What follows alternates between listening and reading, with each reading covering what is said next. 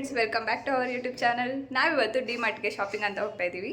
ಬನ್ನಿ, ನಿಮಗೂ ಏನೇನು ಶಾಪಿಂಗ್ ಮಾಡಿದೀವಿ ಅಂತ ತೋರಿಸ್ತೀವಿ. ಕೋಲ್ಡ್ ಆಗಿ ಸ್ವಲ್ಪ ವಾಯ್ಸ್ ಕಟ್ಕೊಂಡ್ಬಿಟ್ಟಿದೆ, ಸ್ವಲ್ಪ ಅಡ್ಜಸ್ಟ್ ಮಾಡ್ಕೊಳ್ಳಿ.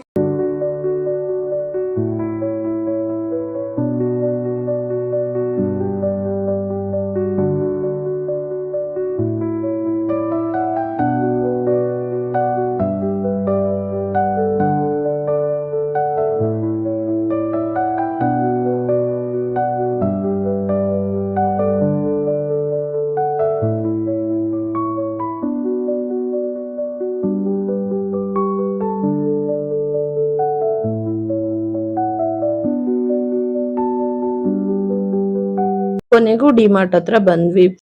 ಡಿಮಾರ್ಟ್ ಒಳಗಡೆ ಏನೇನ್ ಬೇಕೋ ಆ ಸಾಮಾನೆಲ್ಲ ತಗೊಂಡ್ವಿ. ವಿಡಿಯೋ ಮಾಡಕ್ ಒಳಗಡೆ ಬಿಟ್ಟಿಲ್ಲ, ಅದಕ್ಕೆ ಸ್ವಲ್ಪ ಕ್ಲಿಪ್ಪಿಂಗ್ ತಗೊಂಡಿದೀವಿ ಅಷ್ಟೇ. ನೆಕ್ಸ್ಟ್ ಇಬ್ರು ಒಂದೊಂದು ಐಟಮ್ ತೊಗೊಂಡು ಬರೋಣ, ಬೇಕಾಗುತ್ತೆ ಅಂತ ಹೇಳಿಬಿಟ್ಟು ಬೇಗ ಒಂದೊಂದೇ ಐಟಮ್ ತೊಗೊಂಡು ಬರೋಕ್ಕೆ ಸ್ಟಾರ್ಟ್ ಮಾಡಿದ್ರಿ. ಇದು ನಮ್ಮಮ್ಮನ ಫೇವ್ರೆಟ್ ಸೆಕ್ಷನ್. ದೇವ್ರ ಮನೆಗೆ ಏನೇನು ಬೇಕೋ ಎಲ್ಲ ಐಟಮ್ ಆ ಸೆಕ್ಷನಲ್ಲೇ ಸಿಗುತ್ತೆ. ಅದಕ್ಕೆ ನೆಕ್ಸ್ಟ್ ಅದಾದಮೇಲೆ ಯಾವ್ಯಾವ ಹೊಸ ಐಟಮ್ಸ್ ಬಂದಿದ್ದಾವೆ ಅಂತ ಹೇಳಿ ಚೆಕ್ ಮಾಡಿಕೊಂಡು ಏನೇನು ಬೇಕೋ ಐಟಮ್ಸ್ ಎಲ್ಲ ತಗೊಂಡ್ಮೇಲೆ ಚೆಕ್ಔಟ್ ಮಾಡಿಕೊಂಡು ಆಚೆ ಬಂದ್ವಿ.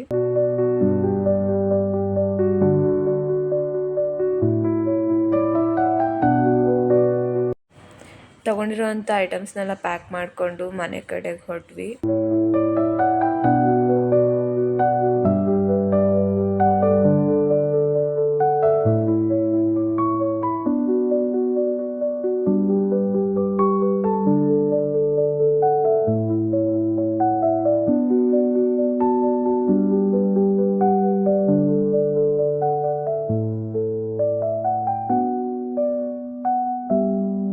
ಹೋಗ್ಬೇಕಾದ್ರೆ ಸುಮ್ಮನೆ ಬೋರ್ ಆಗ್ತಿತ್ತು ಅಂತ ನಮ್ಮಮ್ಮನ ಕಾರ್ ಎಳಿತಾ ಇದ್ವಿ. ಅದಕ್ಕೆ ನಮ್ಮಮ್ಮ ಚೆನ್ನಾಗಿ ಬೈತಿದ್ರು ನಮಗಿಲ್ಲಿ. ಇದು ಜಿ ಕನ್ನಡದಲ್ಲಿ 7 ಗಂಟೆಗೆ ಬರೋ ಅಮೃತಧಾರೆ ಸೀರಿಯಲ್ ಶೂಟಿಂಗ್ ಇಲ್ಲೇ ಆಗೋದು.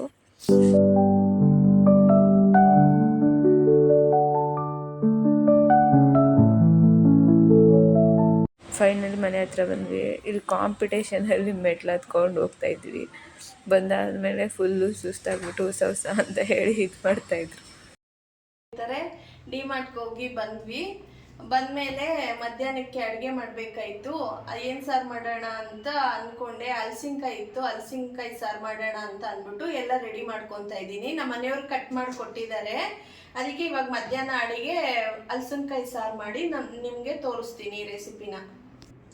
ಆ ಸಾಂಬಾರು ಮಾಡೋಕ್ಕೆ ಏನು ಬೇಕು ಅಂತಂದರೆ 2 ಟೊಮೆಟೊ, 2 ಈರುಳ್ಳಿ, ಸ್ವಲ್ಪ ದಂಟಿನ ಸೊಪ್ಪು, ಆಮೇಲೆ ಬೀನ್ಸು ಮತ್ತು ಆಲೂಗೆಡ್ಡೆ, ನೆನೆಸಿಟ್ಕೊಂಡಿರೋ ಅವರೆಕಾಳು, ಸ್ವಲ್ಪ ಬೇಳೆ ಬೇಯಿಸಿಟ್ಕೊಂಡಿದ್ದೀನಿ ನಾನು ಆಲ್ರೆಡಿ. ಹಲಸಿನಕಾಯಿ.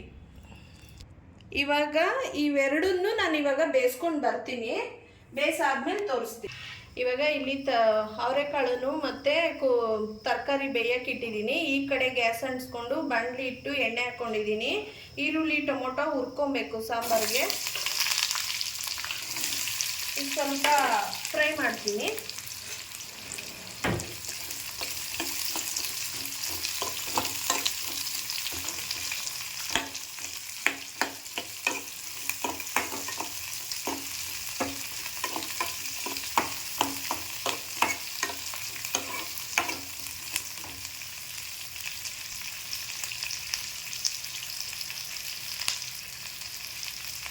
ಇದನ್ನು ಸ್ವಲ್ಪ ಗೋಲ್ಡನ್ ಬ್ರೌನ್ ಕಲರ್ ಬರೋವರೆಗೂ ಫ್ರೈ ಮಾಡ್ಕೋಬೇಕು. ಗೋಲ್ಡನ್ ಬ್ರೌನ್ ಬರೋವರೆಗೂ ಇದನ್ನ ಫ್ರೈ ಮಾಡ್ಕೋಬೇಕು. ಇದು ಹುರ್ಕೊಂಡಿದ್ದೀನಿ. ಗೋಲ್ಡನ್ ಬ್ರೌನ್ ಸ್ವಲ್ಪ ಬಂದಿದೆ, ಸಾಕು ಇಷ್ಟ ಆದರೆ. ಆಮೇಲೆ ನಾನು ಕಟ್ ಮಾಡ್ಕೊಂಡಿದ್ದು 2 ಟೊಮೆಟೊ ಐತಲ್ಲ, ಅದನ್ನ ಹಾಕ್ಬಿಟ್ಟು ಇದನ್ನು ಸ್ವಲ್ಪ ಚೆನ್ನಾಗಿ ಫ್ರೈ ಮಾಡ್ತೀನಿ. ಈರುಳ್ಳಿ ಜೊತೆಲೆ ಇದನ್ನು ಟೊಮೆಟೊನ ಫ್ರೈ ಮಾಡಬೇಕು ಚೆನ್ನಾಗಿ. ಇದು ಸ್ವಲ್ಪ ನೆತ್ತಗೆ ಹಾಕಬೇಕು ಟೊಮೊಟೊ. ಎಡೆ ಬೆಳ್ಳುಳ್ಳಿ ಹಾಕೋತಾ ಇದ್ದೀನಿ ಇದ್ರ ಜೊತೆಲೇ.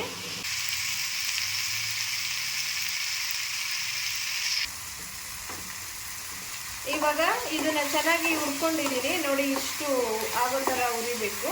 ಹುರಿದಾದ್ಮೇಲೆ ಸ್ವಲ್ಪ ಚೂರು ತೆಂಗಿನಕಾಯಿ ಹಾಕಬೇಕು.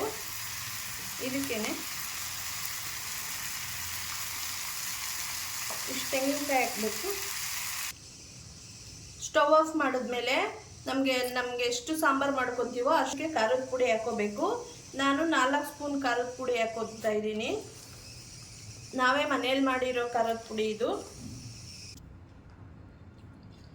ಈ ಖಾರದ ಪುಡಿ ಹಾಕಿದ್ಮೇಲೆ 2 ಸ್ಪೂನು ಧನಿಯಾ ಪುಡಿ ಹಾಕೋಬೇಕು. ಇವಾಗ ಧನಿಯಾ ಪುಡಿ ಹಾಕಿದ್ದೀನಿ. ಇದನ್ನೆಲ್ಲ ಮಿಕ್ಸ್ ಮಾಡಿ ಚೆನ್ನಾಗಿ ರುಬ್ಕೊಂಡು ಬರ್ತೀನಿ.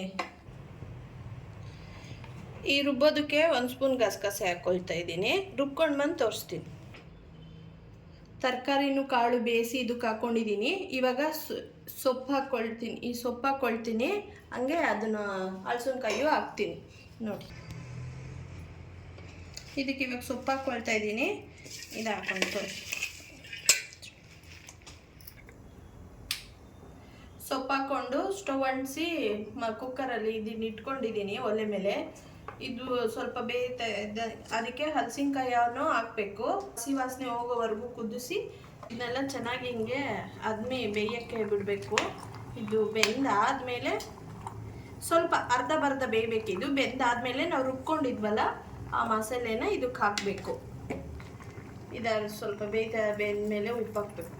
ಉಪ್ಪು ಹಿಡಿಬೇಕಲ್ಲ, ಅದು ಹಲಸಿನಕಾಯಿ, ಅದಕ್ಕೆ ಉಪ್ಪು ಹಾಕೋತಾ ಇದ್ದೀನಿ ಇವಾಗೇನೆ. ಇವಾಗ ಇದು ಬೆಂದಿದೆ ಸ್ವಲ್ಪ, ಅದಕ್ಕೆ ನಾನು ರುಬ್ಬಿಟ್ಕೊಂಡಿರೋ ಮಸಾಲೆ ಹಾಕೋತಾ ಇದ್ದೀನಿ. ಹಾಕ್ಕೊಂಡು ಮಿಕ್ಸ್ ಮಾಡ್ಕೊಳ್ತೀನಿ. ಇದು ಸಾರು ಖಾರ ಎಲ್ಲ ಹಾಕಿ ಎಲ್ಲ ಮಾಡಿದ್ಮೇಲೆ ಬೇಯ್ತಾ ಇದೆ. ಬೇಯೋವಾಗೇನೆ ಹುಚ್ಚೆಳ್ಳು ಪುಡಿ ಹಾಕಬೇಕು. ನಾನು ಅವತ್ತೊಂದು ದಿವಸ ಹುಚ್ಚೆಳ್ಳು ಪುಡಿ ಮಾಡ್ಕೊಂಡಿದ್ದೆ, ಅದನ್ನೇ ಹಾಕ್ತಾ ಇದ್ದೀನಿ ಇವಾಗ. ಇದಕ್ಕೆ ಹುಚ್ಚೆಳ್ಳು, ಸ್ವಲ್ಪ ಬೆಳ್ಳುಳ್ಳಿ, ಉಪ್ಪು, ಹುಣಸೆಹಣ್ಣು, ಒಂದು ಸ್ವಲ್ಪ ಕರಿಬೇವಿನ ಸೊಪ್ಪು ಹಾಕಿ ಪುಡಿ ಮಾಡಿಕೊಂಡು ಇದನ್ನು ಇದಕ್ಕೆ ಹಾಕ್ಬೇಕು. ಈ ಪೌಡ್ರ್ ಹಾಕಿದ್ರೇ ಸಾಂಬಾರು ಟೇಸ್ಟ್ ಬರೋದು. ಈ ಪೌಡ್ರ್ ಹಾಕಿಲ್ಲ ಅಂದರೆ ಸಾಂಬಾರು ಟೇಸ್ಟ್ ಇರಲ್ಲ. ಇವಾಗ ಇಷ್ಟನ್ನು ಹಾಕ್ತಾಯಿದ್ದೀನಿ ನಾನು. ಹಾಕಿ ಇದು ಬೆಂದಮೇಲೆ ತೋರಿಸ್ತೀನಿ.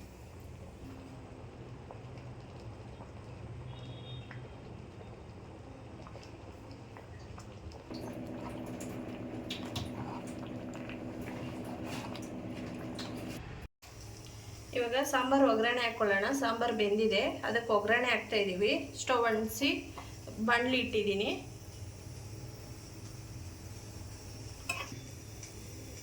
ಸ್ವಲ್ಪ ಎಣ್ಣೆ ಹಾಕ್ಕೊಂಡಿದ್ದೀನಿ. ಎಣ್ಣೆ ಕಾದಿದೆ. ಸಾಸಿವೆ ಹಾಕೋತಾ ಇದ್ದೀನಿ.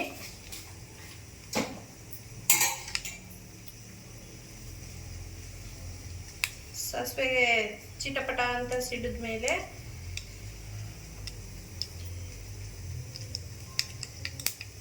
ಬೆಳ್ಳುಳ್ಳಿ ಹಾಕ್ತೀನಿ.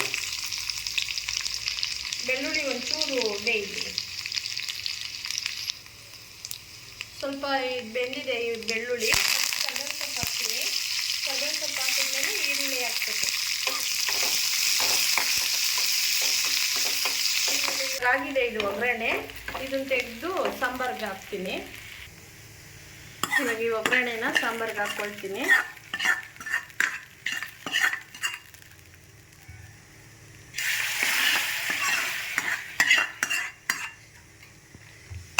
ಇದನ್ನು ಮಿಕ್ಸ್ ಮಾಡ್ತೀನಿ. ಇವಾಗ ಸಾಂಬಾರು ರೆಡಿಯಾಗಿದೆ. ನಿಮ್ಮನೇಲೂ ಮಾಡಿ ತಿನ್ನಿ. ನಿಮ್ಮನೇಲೂ ಮಾಡಿ ಹೇಗೆ ಬಂತು ಟೇಸ್ಟು ಅಂತ ಇನ್ನೊಂದು ವಿಡಿಯೋದಲ್ಲಿ ಕಮೆಂಟ್ ಮಾಡಿ.